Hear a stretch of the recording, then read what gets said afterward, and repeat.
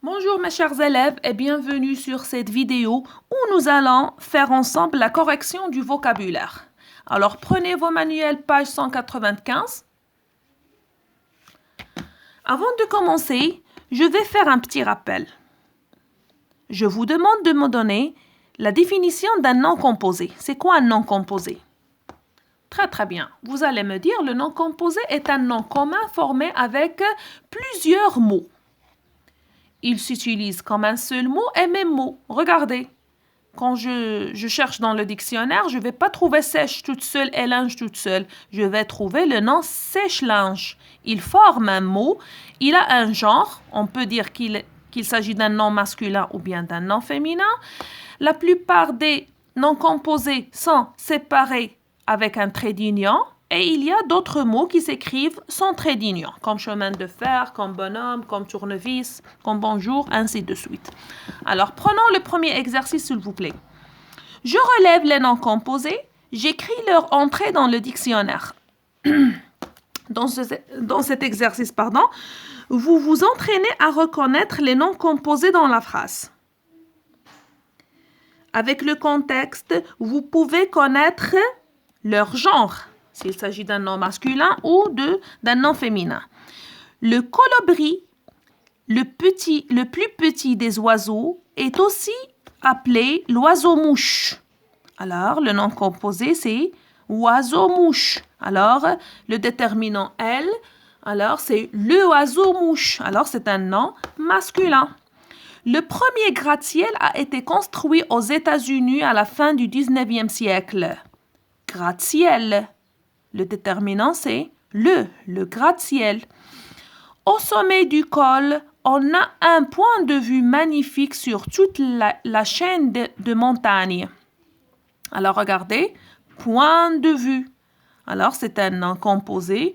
Je ne trouve pas des traits d'union, mais il forme un nom composé. On peut admirer les glaciers et même apercevoir des animaux grâce à une longue vue installée sur le parking. Longue vue. Une. Alors, c'est un nom féminin. Alors, regardez, c'est un adjectif plus un nom. Très bien.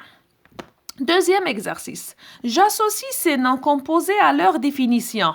Ils ont donné des noms composés et ils ont donné des définitions. Alors, vous allez faire le lien entre le nom composé et sa définition. Très bien. Alors, première phrase. Exposé écrit ou oral qui rend compte d'une discussion, d'un événement ou d'un livre, etc. C'est quoi? Très bien. C'est un compte rendu. Rend compte. Alors, c'est un compte rendu. Objet qui recouvre une lampe pour rabattre la lumière. Très bien. C'est quoi? Très bien. C'est un abat-jour. Musicien ambulant qui joue de plusieurs instruments en même temps. Alors, homme, orchestre. Très bien. Instrument médical qui permet d'injecter goutte à goutte un liquide ou du sang dans le corps. Très bien. C'est clair. C'est un goutte à goutte. Entretien entre deux personnes sans la présence d'aucune autre. Alors, il y a deux personnes, ça veut dire un tête-à-tête. Très bien. Alors, prenons le quatrième exercice. Certains noms composés s'écrivent en un seul mot. Je retrouve les mots qui les composent. Ici, vous avez des noms composés que vous connaissez, mais ces mots sont composés de deux mots que vous connaissez aussi. Alors, un porte-manteau. Alors, si je vous demande de séparer les noms que vous connaissez, alors un porte-manteau, c'est quoi? C'est le verbe porter. Très bien. C'est un verbe plus un nom. Porter et manteau. Un tournevis. Un tournevis. Vous connaissez le vis, le nom, et le verbe tourner. Très bien. Bonjour. C'est l'adjectif bon et le nom jour. Aussi, un vélo-cross. Un vélo-cross, c'est quoi? Le nom vélo plus le nom cross. Un bonhomme. Un bonhomme. Alors, vous connaissez l'adjectif bon et vous connaissez le nom homme. Un téléfilm.